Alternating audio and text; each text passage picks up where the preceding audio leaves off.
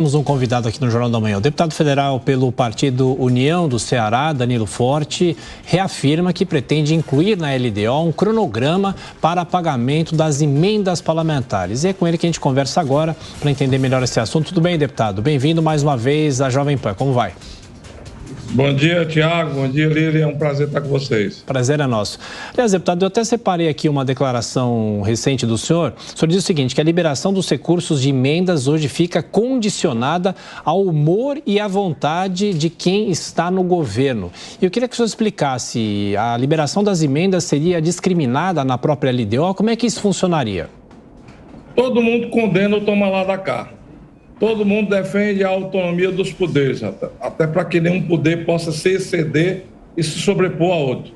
E diante dessa autonomia, a autonomia financeira é fundamental. A autonomia de poder do legislativo é formatar o orçamento e direcionar e fiscalizar as ações do orçamento. A tarefa principal do poder executivo é executá-lo. Então, o que é que acontece? O retardamento da execução, a manipulação da liberação, seja para empenho, seja para pagamento financeiro, não pode ser uma moeda de troca em função das benesses, das votações que o parlamento precisa fazê-las. Muito pelo contrário, ela tem que ser contínua e dentro de um ambiente saudável na relação entre esses dois poderes. E o que acontece, na maioria das vezes, inclusive a imprensa voltou a noticiar, que na véspera das votações importantes, há uma liberação muito grande de emendas, seja para empenho, seja para pagamento financeiro dessas emendas. E isso macula a imagem da relação do Poder Legislativo e do Poder Executivo. Então, para acabar o toma lá da cá, é melhor termos um cronograma que priorize, logicamente, aquilo que é essencial, e hoje o mais essencial no Brasil é a questão da saúde pública.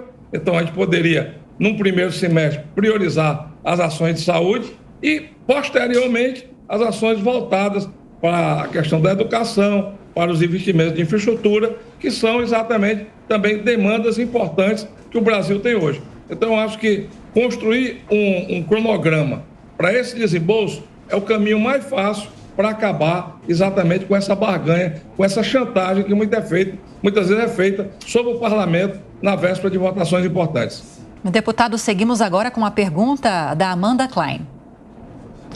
Deputado, bom dia. Deputado, eu queria ser o termômetro sempre muito apurado e preciso para 3 projetos na Câmara, alguns ainda vão chegar. Sobre o projeto de lei que vai vir dos fundos offshore, né, que são aquelas contas dos ricos em paraísos fiscais. A outra medida provisória dos fundos exclusivos, essa lei de desoneração, que a gente já mencionou aqui na Jovem Pan, que pode ter uma emenda até que amplie para todos os municípios essa desoneração, além dos 17 setores da economia, e ainda perguntar ao senhor sobre a probabilidade de uma reforma administrativa avançar na Câmara. Só isso? Só isso. Eu sempre faço várias em uma. Eu acho o seguinte, primeiro, vou pegar voltando. A reforma administrativa, ela tem que ser em função da eficiência da administração. A reforma administrativa não pode ser feita só em função de corte de gastos. Ela não pode só desestruturar a máquina pública. Ela tem que ser feita combinada com a eficiência que o setor público precisa tê-la. Então, por exemplo, de que adianta você colocar muito dinheiro na educação se você todo ano reclama que os índices de educação do nosso país estão abaixo da média mundial? E o Brasil é um dos melhores países em per capita na relação em investimento público e educação. Então, nós temos estados que têm um percentual mais avançado com relação aos estudantes, e tem estados que os estudantes terminam o ensino fundamental sem saber ler e sem saber fazer uma conta de aritmética. Isso está errado. Inclusive, na quarta-feira, nós vamos discutir na Comissão de Educação como é que a gente cobra também eficiência, porque não adianta só estar aumentando o dinheiro do Fundeb. Tem município no Brasil que está pagando 18º salário de professor porque não tem com que gastar o dinheiro do Fundeb e não pode devolver para a União. Então, isso está errado. Então, você descompensa. Então, não é só pagar servidor, é também garantir a eficiência do serviço público. Ano passado, nós colocamos mais de 170 bilhões na saúde e temos aí mais de 60 mil pessoas numa fila de espera para cirurgia eletiva no estado do Ceará. Então, é cobrar eficiência nesse investimento, que é dinheiro nosso, meu, seu e todo mundo. Por outro lado, também, as matérias importantes para que o governo possa cumprir a meta fiscal, como é a questão do fundo offshore e do fundo exclusivo, são prioridades do governo para fazer caixa. Eu, particularmente, acho muito difícil, no momento atual, no momento que a reforma tributária tramitando no Senado, e a grande expectativa do Congresso Nacional é entregar essa reforma tributária para o país, aumentar impostos nesse momento seria uma contradição muito grande. Então, isso tem que ser conduzido de uma forma em que a necessidade da redução da meta fiscal seja compatível com o tamanho da reforma tributária para não aumentar muito a carga tributária. E, por último, a questão da desoneração da folha, o Brasil não pode punir quem quer produzir. E é um encargo muito grande. E no setor público também, as prefeituras estão passando por dificuldades. Não porque teve a queda abrupta de arrecadação, mas porque houve um aumento muito grande da carga salarial. Então, com esse aumento da carga salarial, as prefeituras, inclusive, estão comprometendo o teto do gasto público, o teto do gasto com os servidores. Então, a desoneração da folha também no poder público poderia abater e enquadrar naqueles 54%, que é o teto de gasto de pessoal das prefeituras, sim, você desonerando a folha. Agora, parece que a gente precisa de uma compensação, né? Precisa de uma compensação. Vai desonerar, vai diminuir a arrecadação da Previdência, que é um problema lá na frente. Então, você tem que também repor por outro mecanismo. E aí cabe essa conta, essa equação ao governo, principalmente ao Ministério da Fazenda, e fazê-la e poder dar os números reais. O que eu não quero fazer é um orçamento fictício. Orçamento fictício não é comigo. Deputado Danilo Forte, agora a pergunta de Cristiano Beraldo. Bom dia, deputado. O senhor mencionou que o governo tem usado a liberação de emendas como um instrumento de forçar votações, né, de colocar na parede alguns deputados e que isso macula essa relação entre Poder Executivo e Câmara Federal e o Congresso de uma forma geral.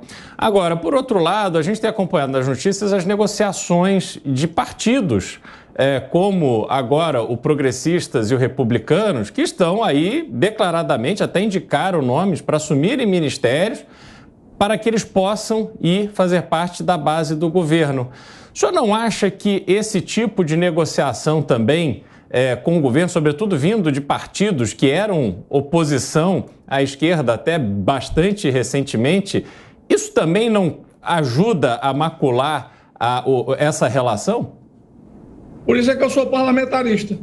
Eu acho que se nós tivéssemos um presidente da República junto com o parlamentarismo, o que é que haveria? Haveria uma composição política para dar sustentabilidade ao governo e com essa sustentabilidade nós não íamos ter um presidente da República minoritário no Congresso Nacional eleito e criando muitas vezes uma linha de confronto entre o Executivo e o Legislativo, porque você harmonizava a base parlamentar sem precisar desse toma lá da cá.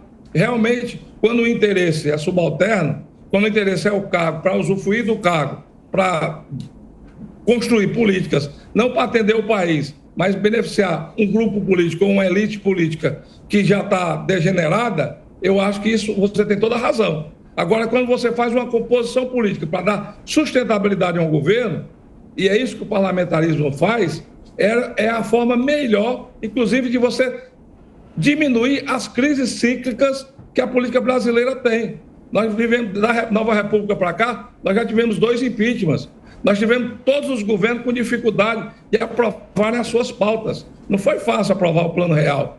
Não foi fácil o enfrentamento, inclusive, dos escândalos que tiveram no primeiro e segundo governo do PT. Então, tudo isso foi construído com o quê? Com a base parlamentar. Quem melhor fez esse desenho foi o Michel Temer, quando governou com o Congresso Nacional e conseguiu fazer reformas que reequilibrassem o país naquele momento. Então, nesse novo momento, é isso que o Lula não entendeu, nem o PT. É necessário harmonizar. E essa harmonia não pode ser em troca do toma lá da cá. Não é eu estou te dando um cargo, ou eu estou te liberando uma emenda e quero ter o apoio incondicional. É em cima de uma plataforma política. Uma plataforma política que passa pelas reformas. Por exemplo, essa reforma tributária foi muito mais iniciativa do Congresso do que próprio do Poder Executivo. A reforma administrativa, que foi levantada aqui pela Amanda, foi muito mais iniciativa do que já estava sendo discutido no Congresso do que do próprio... Tanto é que o ministro é que é contra. O ministro já se posicionou contra. Por quê? Porque não há uma narrativa comum. E essa narrativa comum só vai se dar se a gente tiver uma nova forma de governar. E é por isso que eu defendo o parlamentarismo. Acho que o Brasil tem que caminhar para isso. As 10 maiores democracias do mundo, 9 são parlamentaristas. Perfeito. Deputado Danilo Forte, do União do Ceará, mais uma vez obrigado pela atenção. A Jovem Pan, claro, vai acompanhar toda a tramitação nesse segundo semestre no Congresso. Até a próxima. Um bom fim de semana para o senhor. Bom dia, obrigado.